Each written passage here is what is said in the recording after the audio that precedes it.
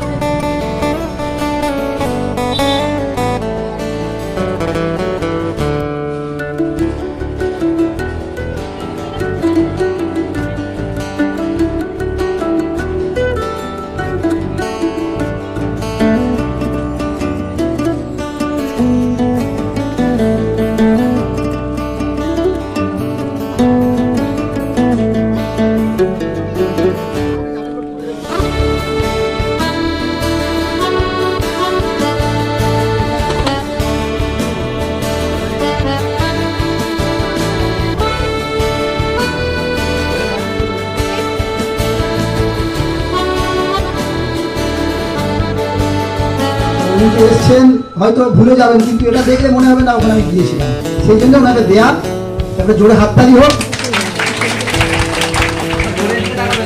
সম্মানীয় অতিথি মাস্টার বিন্টু, ধন্যবাদ ওনাকে, ধন্যবাদ। প্রিয়ব্রত প্রামাণিক বলুন ও চিত্রকলা আর্ট সেন্টারের একজন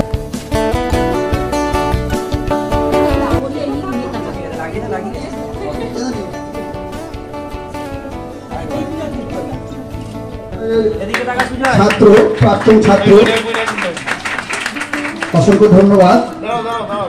মাননীয় অজয় কুমার মল্লিক, যিনি চিত্রকলা আর্ট সেন্টারের কর্ণধার।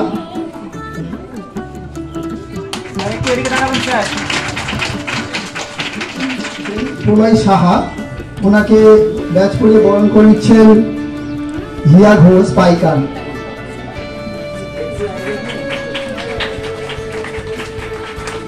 পরীক্ষা ছিল বার্ষিক পরীক্ষা, সে তো একটা উদ্দেশ্য বড় যে বার্ষিক অ্যানুয়াল পরীক্ষার মাধ্যমে মূল্যায়ন সম্মানটা তুলে দেব।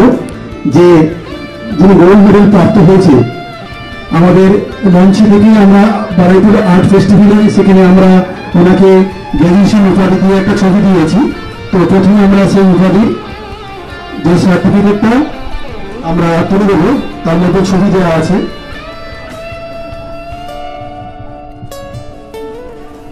তো সেই ছবিটা আমাদের সম্মানীয় প্রধান স্যার এবং মাস্টার রিন্টুর হাত থেকে, তো আমরা এত বড় একটা অ্যাচিভমেন্ট যে আজকে গোল্ড মেডেল পদক প্রাপ্ত দেখতে পাচ্ছেন এখানে বিখ্যাত শিল্পীর হাত থেকে, যুগল সরকারের হাত থেকে উনি যে মানপত্রটা গ্র্যাজুয়েশনের ডিগ্রি পেয়েছে তার ছবিও দেওয়া আছে, ভাগ কেউ পায়নি।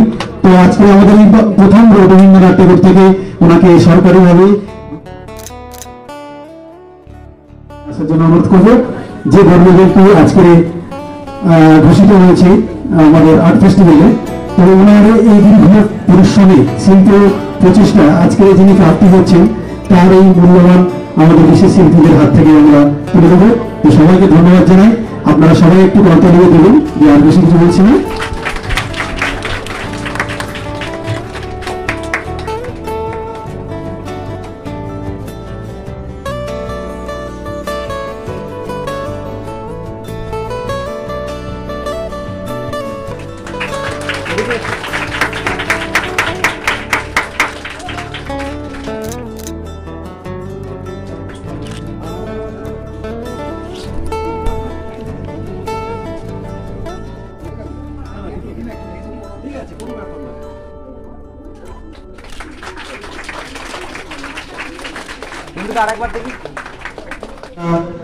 আমাদের ওয়েস্ট বেঙ্গলে যে বহু ছাত্রছাত্রী আজকে উনি তৈরি করছেন এবং আগামী দিনে আমাদের সামনে যে ফেস্টিভ্যাল হয়েছে, তারপরে আমাদের আগস্টে নোটিফিকেশন আর্ট গ্যালারি কলকাতায়, তোমাদের এখান থেকে স্যারের হাত থেকে সুযোগ পাচ্ছ আর্ট গ্যালারিতে এক্সিবিশন করার জন্য, প্রদর্শনী যেতে হবে এক সপ্তাহ ধরে।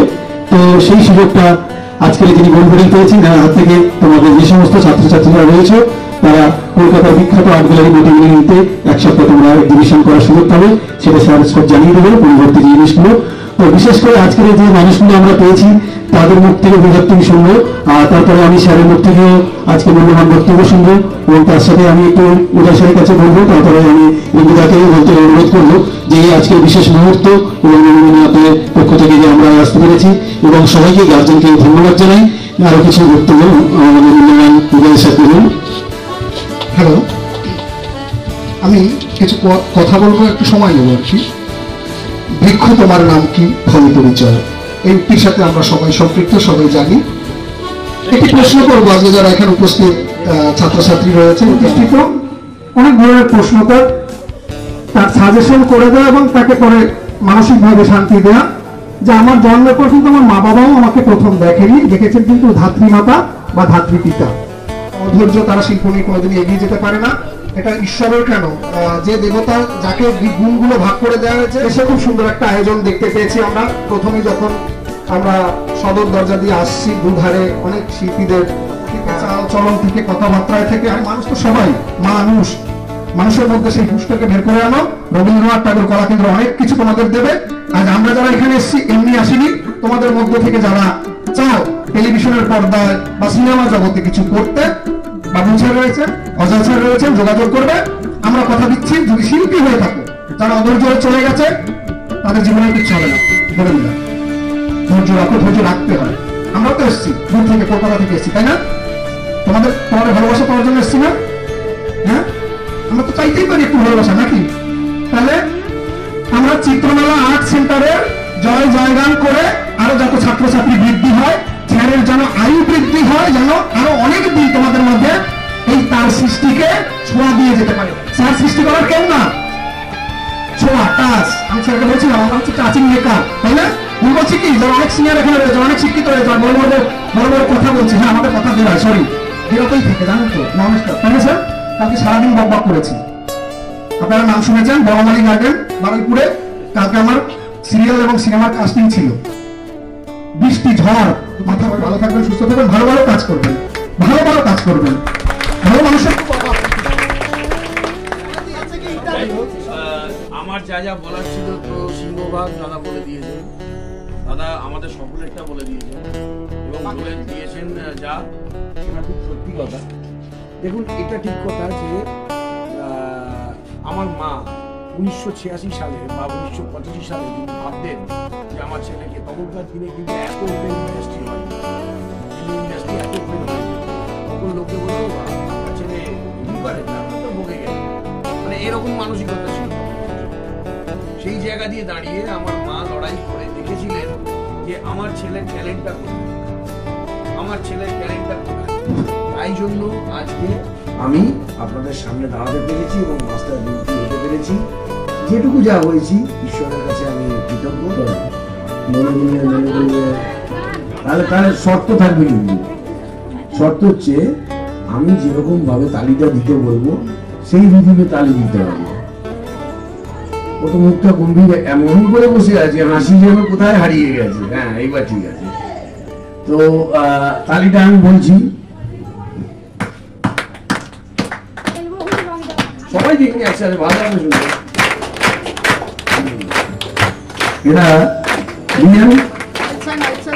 এটা আমার এখন সুপারিশ ছবি ছিল, সজনীয় সজনী।